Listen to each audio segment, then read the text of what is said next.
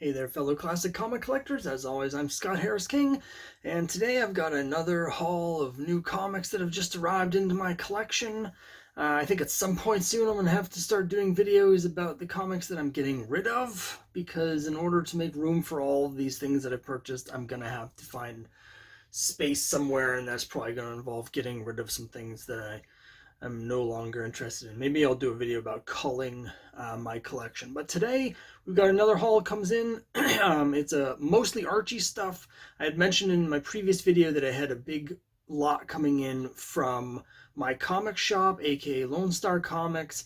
Every time I buy something from them, I'll check and see if they have anything else I want, because they can combine the shipping. So I figure, well, if I'm spending money on shipping, I might as well save some money and get the other issues now, and that's a great way to spend a whole bunch of money you weren't planning on spending. So I got a giant pile of stuff from MyComicShop again, some romance, but mostly Archie books. I do have a couple other things here that I want to start with, though. First up, I want to show my friend Jason was very kind and sent me some comics. I had recently sent him some Star Wars stuff, and he actually bought some Archie books for me. So I really appreciate it. Thank you very much, Jason. I'll just show those off here. It's Archie at Riverdale High, number 21. This is a series that I'm trying to put together a complete run of Riverdale High. It's, I think, a series that goes under the radar a little bit, but it's a lot of longer form storytelling, kind of like Life with Archie, sometimes more serious topics, and I prefer those to the gag strips. So that's cool to get. Here's a 12-cent Archie. It's Archie number 183. I'm also working on a complete run of Archie. I can never afford that, but I'm trying to get issues 50 and up. 50 is going to be my number one. And then also it's a little bit earlier 12-cent issue. It's Archie's Joke Book number 72 with a Jughead cover. So thanks very much, Jason. I really appreciate it. Do love my Archie books, and thanks so much for sending these. So next up, we've got something. I don't actually know what this is. I haven't opened it. I unwrapped it so I could get to it, but I don't know. I'm assuming it's a romance comic. And it seems like it's still taped to the board, so let's see what it is. It's the back of a comic. Okay, hold on. Give me 1 second. Give me 1 second. And the front of it is... it's an issue of Girls Love. Oh, okay, yeah. It's Girls Love number 111. It's a pretty nice copy. It's probably in the 6 range, which is particularly with the black.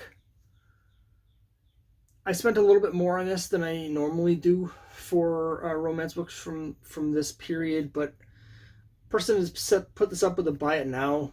I think I paid $20 for it, and a lower graded copy, a copy that was more like a 4, had just sold like earlier that same day on eBay for like $26. So I thought, well, I need to get this at some point. Prices seem to be going up across the board, and since I had a chance to get a nicer copy for less, I just decided to do it, even though it's a book I really didn't want to spend more than like $10 on. But it's part of the April O'Day series, which is an ongoing soap opera thing about a starlet woman who moves to Hollywood to try and become a Hollywood star, and it's all of her various romances with different people in Hollywood. I have read some of these already because I have a number of them, and they're kind of crazy. But I do love the soap opera ones in particular. So now let me get out the MyComicShop ones, and I'll show you all of those. All right, I'm back. I did spend a little bit of time organizing these. There's like this entire pile here are all Archies, and I wanted them to be in numerical order. You know, I'm a comic collector. They put numbers on these for a reason. They should be in a certain order. So I opened the box, I pulled them out, quickly organized them so they'd be in order. And with this pile of Archies here, none of them were more than like $3.50. They're all between like $1.50 and $3.50.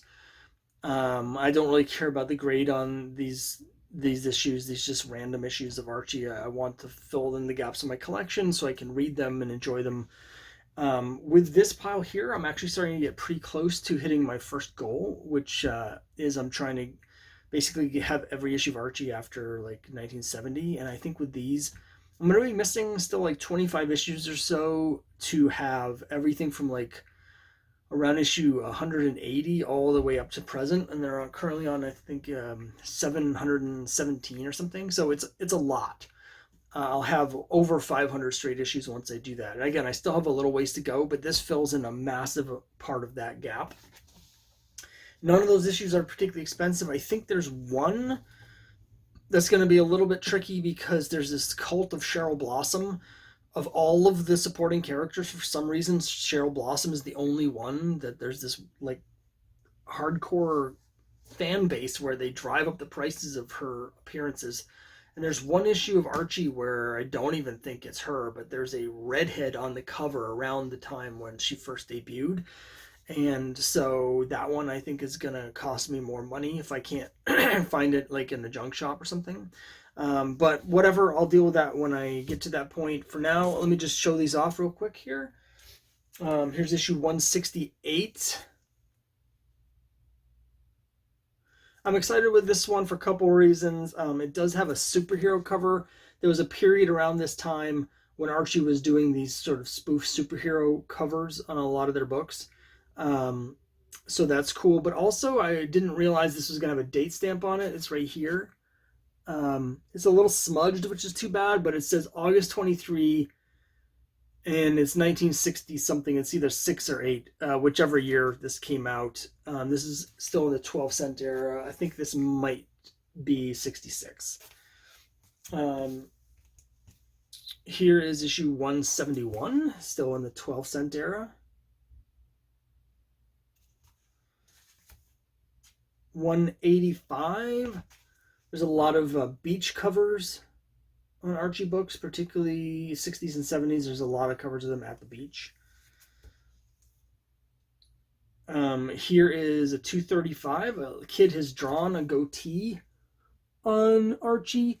This one you may or you probably won't recognize, but I actually have another copy of this already that's in really high grade, and the reason I wanted a second one is because the other one is actually in a sealed multi-pack from the time period, and so I'm never going to open that. I want to keep it in its original condition, so I got another copy for me to read. So I don't really care. MyComicShop is usually very good with their grading. I probably wouldn't have this at a VG with the writing on Archie's face, but I don't really care. 236,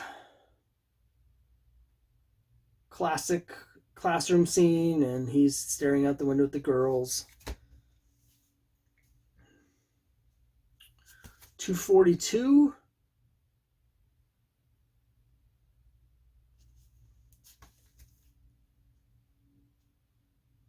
$250, it's a Joe Namath cover. Look at this. The joke is about Joe Namath. Isn't Archie a dead ringer for Joe Namath? That's his trouble. I wish he was a live ringer. And Archie here is wearing number 12. 253. These all have these gag covers that have nothing to do with the story inside. 255. Some sports covers. 257. It's sort of a combination sports and beach cover. 264. Here's Betty rocking a fencing outfit.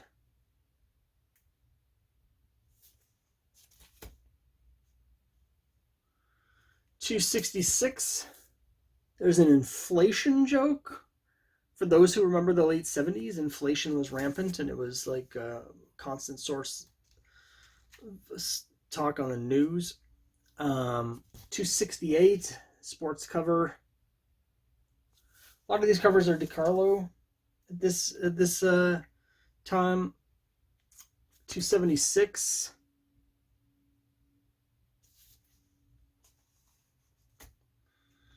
but they're not all DiCarlo. It can be a little bit tricky to tell. 278 because his style was a house style by this point. Everyone was trying to copy him.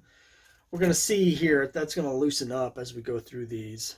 279.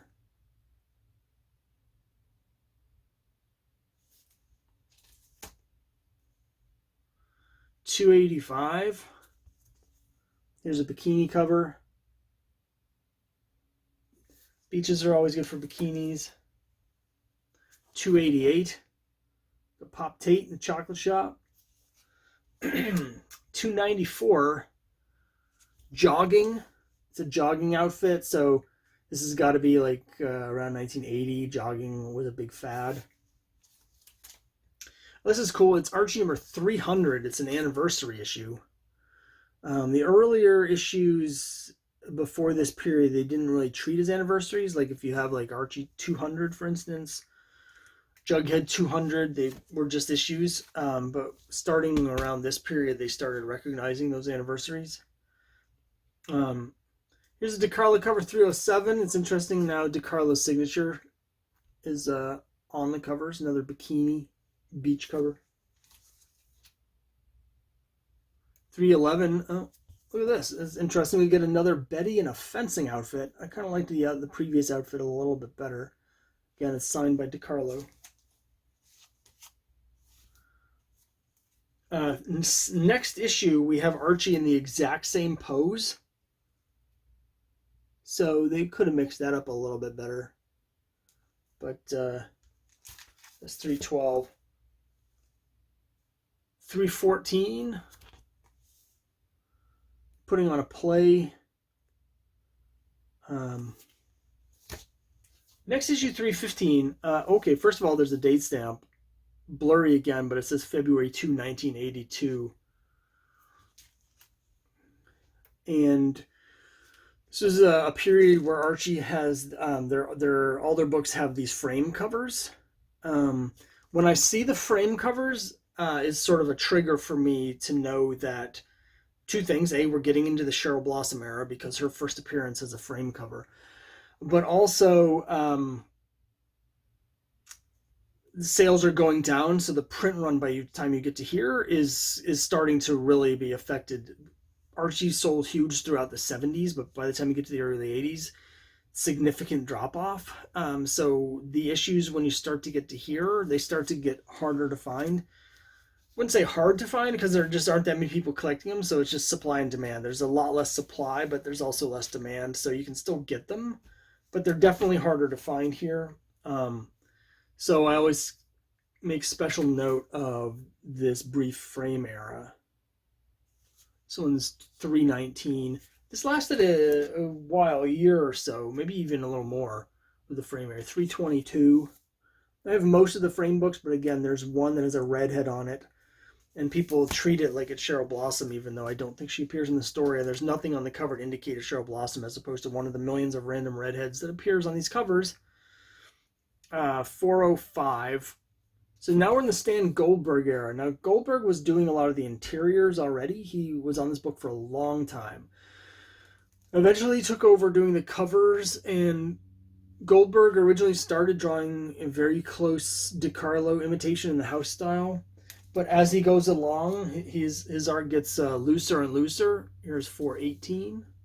Nice prom cover.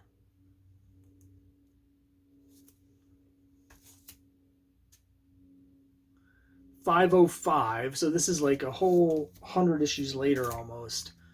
But we're getting into the area here of what I call Fat Archie. As Goldberg's pencils got looser, his characters got sort of fuller and rounder faces. And I have a lot of respect for Stan Goldberg. I don't love his later art, the Fat Archie era. And here we have 508. So this is the newest of the books in this lot. So those are the Archie books that I got from MyComicShop. I did get some romance books too, so I'm saving the really cool stuff for next. Again, lower grade ones, but I always check, and MyComicShop has been really raising the prices of the romance books significantly. A lot of them, to me, are too expensive at this point. But they did have some deals, and they had a couple things that I was looking for. The whole reason I bought these to begin with is in here, and I'll show you. Here is Young Love 113. It's one of the 100-page giants. They have this listed as a good, which it probably is. It's got a tape pull here. I'm only missing 2 of these now to have all the 100-page giants. I'm only missing 1 of the 100-page giants from Young Romance, and then I'll have all of them. So I'm getting pretty close on these. Young Love 119.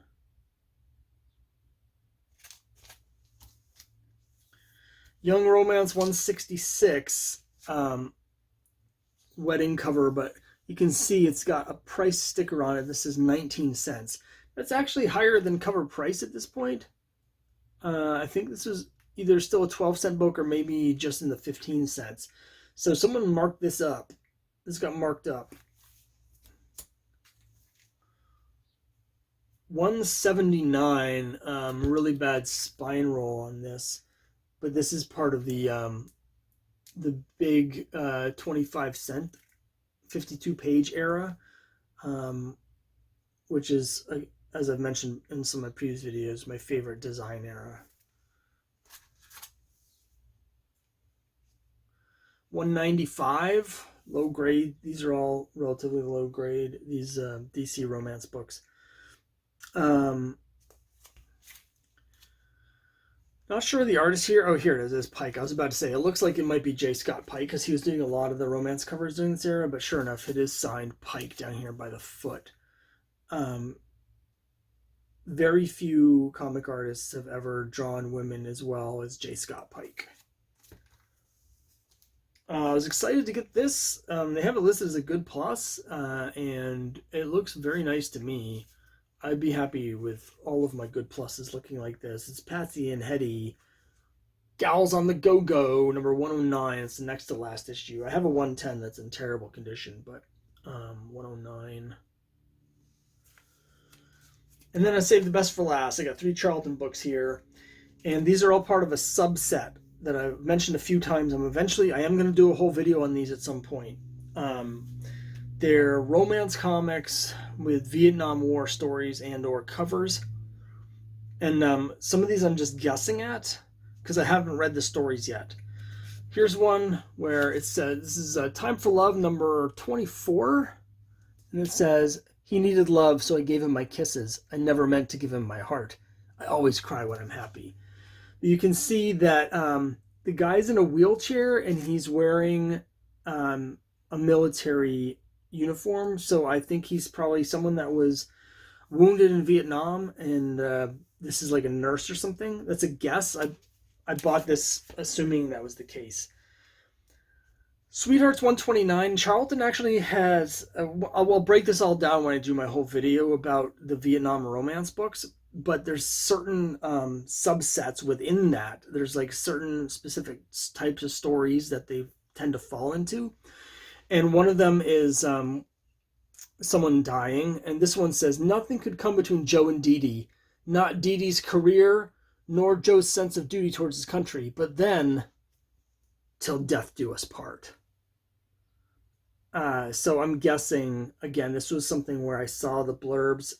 The guy's wearing an army outfit here. I'm guessing this involves Vietnam, but that's a guess. Here's the big one. I've been looking for this for a long time, and they actually had a very nice copy, very cheap, which has prompted me to get this whole order because I was buying this either way. This is Love Diary number 43. This is actually much earlier than these. They have this listed as a fine, very fine. It's got some scuffing on the cover, but it is in quite nice condition. And this is a woman whose husband has just been killed in Vietnam. So the blurb up here says, Dear Diary, we were so happy, so much in love, but now my heart has stopped. I don't want to go on living. My man is dead. And then down here, the telegram, it says, the War Department regrets to inform you that your husband, PFC Jonathan Kramer, has been killed in action. So this is one I've been looking for a long time. It's one of the earliest treatments of the Vietnam War in romance comics. It may be the earliest in a straight romance book. Again, I keep teasing this Patsy Walker storyline I'm going to talk about that involves Vietnam. But yeah, it's just a very powerful cover. And Charlton, DC does have a couple Vietnam books, but Charlton in general was really willing to go places that the other companies weren't. And this is one I've really been looking for quite a while, as sort of one of the big Vietnam romance books that I wanted. So I'm really excited to get this. I'm excited to read all three of these Charltons that I'm pretty sure they're all Vietnam romance books. And yeah, so again, at some point I'm going to do that video, but I need to read these. I need to finish putting together and reading the whole Patsy Walker storyline and just organize my thoughts. But so that's it for now. Thanks so much for watching.